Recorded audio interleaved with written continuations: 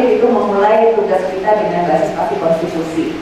Dan tadi untuk bisa mencerdaskan kehidupan bangsa, ya nggak mungkin kalau kita tidak memberikan pendidikan yang baik. Dan tidak mungkin kita bisa memberikan pendidikan yang baik jika tidak memiliki visi, ya Pak ya. Makanya sekarang salah satu tugas DPR next adalah menyusun semacam roadmap pendidikan nasional, Pak Sarif. Jadi bukan hanya semacam renstra Kementerian Dikbud, renstra Kementerian Agama, renstra Perpusnas. Nah, jadi ini tuh harus menjadi satu visi negara. Nah, ini salah satu tugas berat yang sedang kami lakukan ya sebagai info. Lanjut. Nah, jadi kalau dalam konteks literasi, pasti dari kita udah bahas ya, jadi kita mungkin juga tidak perlu terlalu panjang mengapa literasi itu penting dan literasi itu apa. Yang jelas di dalam visi atau roadmap pendidikan kita itu sudah jelas ya, literasi itu tidak sekedar kita menghapuskan buta aksara. Itu aja, jadi jangan kita nanti merasa sudah bangga gitu ya kalau bangsa kita sudah berhasil 0% yang buta aksara. Nah, yang penting adalah literasi juga harus sesuai dengan perkembangan zaman. Nah, itu ya tadi kunci dari Pak Sarif ya. Mengapa penting next? Tentu saja karena tadi kita melalui literasi yang baik kita bisa memahami seperti apa dunia, dinamikanya. Kita mengantisipasi keperluan yang akan datang seperti apa, ilmu yang bermanfaatnya apa.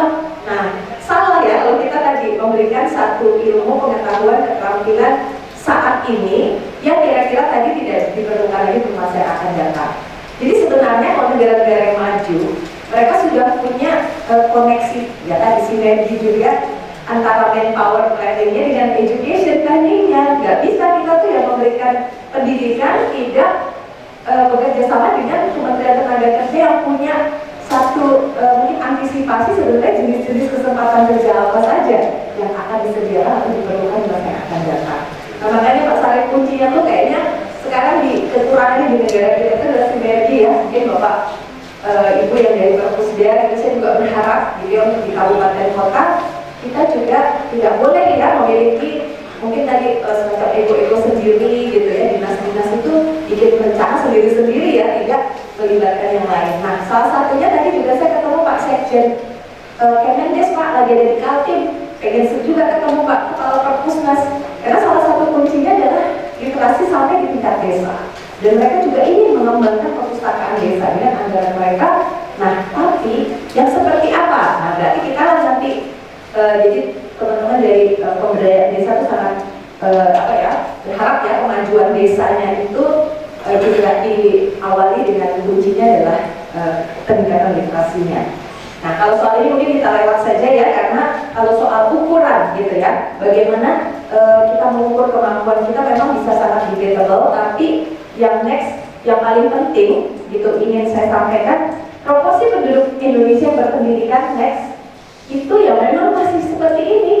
Pak Sarif hanya 8,8% saja berpendidikan tinggi dan sebagian besar 26,4% itu adalah lulus SMA ya. Nah, walaupun gitu ya, bisa saja kita juga memiliki satu pandangan ya, sebenarnya pendidikan ijazah bukan sesuatu yang satu-satunya yang menentukan kesuksesan kita gitu, tetapi saya kira sebagai satu basis pengetahuan dan keterampilan yang dasar ya seharusnya kita punya standar kan. Manusia Indonesia yang kita anggap unggul itu minimal seperti apa dia sudah bisa melampaui satu mungkin tingkat pendidikan yang kita harapkan sesuai ya dengan apa yang nanti dituntut. Nah, kalau soal Perpusnas sebenarnya menarik nih, saya sebagai mitranya Pak Sarif, Pak Sarif mempresentasikan ya banyak sekali sebenarnya kemajuan-kemajuan di tangan diri beliau. Beda sekali image yang namanya Perpusnas, pustakawan ya, Perpusda, pustakawan. Karena saya juga dulu terus terang nih mengawali karir saya kira-kira 35 tahun yang lalu sebagai pustakawan loh Pak. Tepuk tangan untuk pustakawan. Jadi waktu itu saya lulus dari ITB, saya tidak jadi pegawai sendiri, tapi saya membentuk sebuah lembaga penelitian, namanya AK3 Pusat Analisis Sosial, dan sampai hari ini masih ada. Tugas saya waktu itu, kan saya nggak jadi langsung direktur gitu Pak, tapi saya tugasnya adalah membangun perpustakaannya. Nah, perpustakaan khusus, dan waktu itu untuk dapat 1000 buku aja kan nggak mudah, apalagi itu pakai dengan satu riset. Jadi saya waktu itu belajar semuanya ya, dari mulai bagaimana tadi membuat klasifikasi, dan kita ya dari situ belajar ketekunan, ya terus juga belajar jadi banyak baca. Nah walaupun saya aktivis LSM, akhirnya saya jadi semangat mau sekolah lagi S2, S3 dan seterusnya. Makanya nanti saya akan sharing gimana pengalaman di Singapura, gimana pengalaman di Australia terkait dengan gerakan literasinya, ya mungkin 1 menit aja sebagai apa ya, pemberi semangat gitu ya untuk kita semuanya. Dan tidak kalah ya Indonesia sekarang, saya mengikuti dari nol, soalnya dulu waktu masih di Matraman sampai akhirnya kita bangga perpustakaan kita itu menjadi yang termasuk paling prestisius ya, bukan cuma dari gedungnya, isinya ya. Isinya dia nggak yang belum pernah ke Perpusnas. Siapa yang belum pernah mengunjungi Perpusnas? Ada ya belum ya? Bapak yang tadi mahasiswa itu siapa namanya? Mudah-mudahan ya nanti teman-teman semua gitu, apalagi kalau yang sudah hebat-hebat di sini seperti Mbak Rahma ini kan udah mendapat penghargaan nasional, Rahmat Azazi juga menjadi ini loh Pak pemuda pelopor tingkat nasional bidang pendidikan. Mana? Tepuk tangan untuk teman-teman semua. Tapi juga Jakarta terus pasti ya, kalau ada kesempatan ke Jakarta harus mampir ke Perpusnas, itu utama. Nah kemudian lanjut ya biar cepat. Saya ingin soal pihak-pihak tadi udah jelas, kemudian dukungan DPR, intinya kan pertama tentunya anggaran, ya. Keduanya pasti legislasi. Jangan khawatir nih, undang-undang itu udah banyak yang kita ini next. Jadi undang-undang itu dari mulai undang-undang tentang tentu saja kalau tentang perpustakaan otomatis ya, tapi ada undang-undang lain atau ada dasar hukum yang terbaru tentang serah simpan karya cetak dan karya rekam. Nah ini waktu itu juga bersama-sama Pak Sarif juga ya kita susun supaya ada semacam, kalau kita tuh udah punya undang-undang ya teman-teman, kita juga jadi punya kesempatan mengalokasikan anggaran, karena undang-undang itu kan merupakan cantolan lah ibaratnya ya, jadi pengaturan gitu. Jadi tenang aja, sekarang anggaran-anggaran kita udah lumayan ya, termasuk undang-undang tentang sistem perbukuan. Karena kita lihat buku tuh di Indonesia mahal, ya kan, susah, terus tidak merata, dan banyak yang tidak bermutu. Nah ini yang kita sedang, jadi dengan adanya undang-undang ini tugas kami ya teman-teman. Tapi alhamdulillah lah ya, saya kira sekecil apapun anggarannya memang kecil kalau dibandingkan dengan prestasi yang sudah dibuat, tapi juga di luar anggaran ini ada semacam kepercayaan ya dari pemerintah untuk dana alokasi khusus perpustakaan. Oke, selamat ya kita di Samarinda yang akan bangun kantornya, mudah-mudahan diikuti provinsi, diikuti juga kota kabupaten yang lain. Yang penting mungkin tadi ada argumen bahwa memang sangat membutuhkan, ingin mengembangkan, dan kemudian juga proposalnya juga dibuat ya. Jadi kalau soal anggaran teman-teman, sebenarnya tuh kembali kita tuh kalau mau dorong literasi kayaknya nggak fair kalau semuanya di tangan Pak Sarif ya. Jadi akhirnya kita juga punya dirjen kebudayaan, kita punya badan pengembangan pembinaan bahasa, di situ banyak ya penerbitan. Pak S tolong gitu, gubernur terbitkan tadi nih yang tadi mungkin Pak Sarif sempat bisik-bisik, terbitkanlah buku sebanyak-banyaknya tentang Kalimantan Timur. Siap nggak teman-teman? Siap nggak menjadi motor untuk menerbitkan berbagai buku-buku tentang Kalimantan Timur? Masa Jawa Timur 2000 judul buku, kita Kalimantan Timur belum banyak, sebelum sebanyak itu. Nah jadi nanti kuncinya dan anggaran-anggaran itu kita coba dorongkan terus gitu ya, untuk bisa bahkan kamus-kamus tentang istilah-istilah gitu, bahasa-bahasa daerah segala itu juga nanti dari dirjen kebudayaan kita bahkan punya anggaran-anggaran tersendiri. Nah izin ya, best practice di terakhir. Pertama, lanjut. Mungkin jadi ini soal anggaran, biar tahu aja bahwa banyak sih sebetulnya anggaran di sana sini kita coba comot-comot gitu ya. Untuk kebudayaan juga kita banyak ya kegiatan-kegiatan yang bisa dimanfaatkan dan keberpihakan kita terhadap literasi.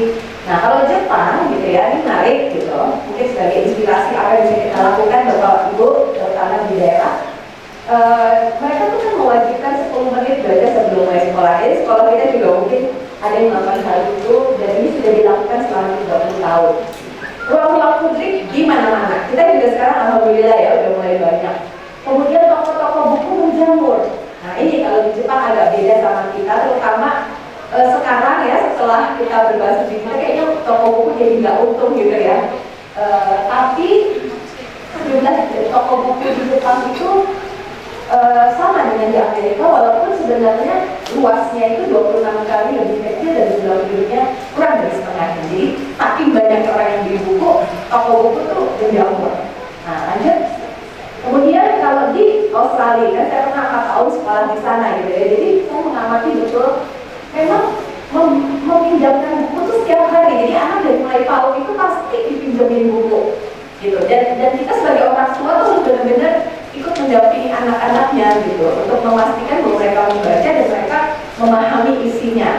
Nah ini menarik ya, rutin gitu. Dan kemudian PR anak untuk membaca dan orang tua tuh harus membimbing. Jadi orang tua tuh dapat PR juga gitu. Dan sekolah juga memiliki catatan home reading. Nah ini gurunya juga tiap bulan memberi komen. Sebenarnya sangat sederhana, tapi otomatis ya jadi kebiasaan. Jadi waktu saya punya 4 anak, waktu itu saya bawa sekolah, tugas saya nggak kalah maksudnya beratnya gitu kan untuk mendampingi anak-anak. Dan alhamdulillah anak-anak saya semuanya menjadi sangat cinta buku. Salah satunya ada Amira Kaca hadir di sini yang membentuk satu komunitas baca rasa dan dengar ya bersama-sama kami. Dia tiap minggu pasti ada klub buku mendiskusikan buku ya kalian ya, macam-macam. Saya sering dengar kalau lagi di rumah ini lagi apa, pasti klub buku nih gitu. Nah kemudian terakhir ini mungkin di Singapura. Jadi saya juga pernah sekolah di Singapura.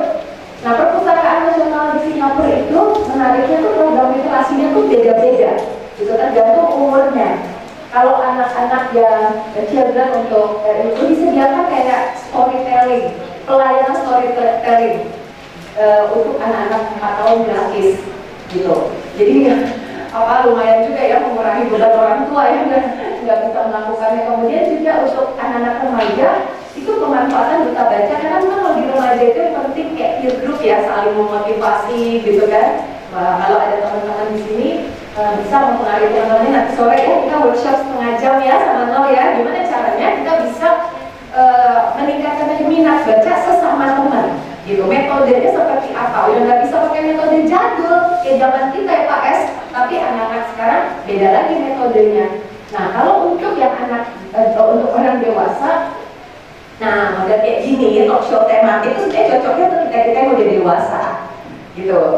Dan untuk orang tua yang senior atau lansia gitu ya, mungkin sebentar lagi juga saya masuk kategori lansia. Ini salah satunya tuh pendampingan gitu ya, bagaimana misalnya menggunakan mobile app ya, kemudian juga adanya klub buku khusus lansia. Itu soalnya kan mereka merasa mereka gaptek, sementara banyak sumber ilmu di luar yang menggunakan teknologi. Nah didampingi gimana supaya walaupun mereka senior jadi cukup dan aplikasinya juga dibuat sedemikian rupa supaya nyaman ataupun ramah kepada lansia. Nah itu contoh-contoh yang menurut saya mungkin ke depan tidak ada salahnya kita belajar dari negara lain, walaupun saya tahu bahwa di Indonesia dan di Latif maupun di daerah kabupaten kota juga banyak hal yang menarik yang bisa diangkat sebagai best practice. Terima kasih atas perhatiannya teman-teman semuanya.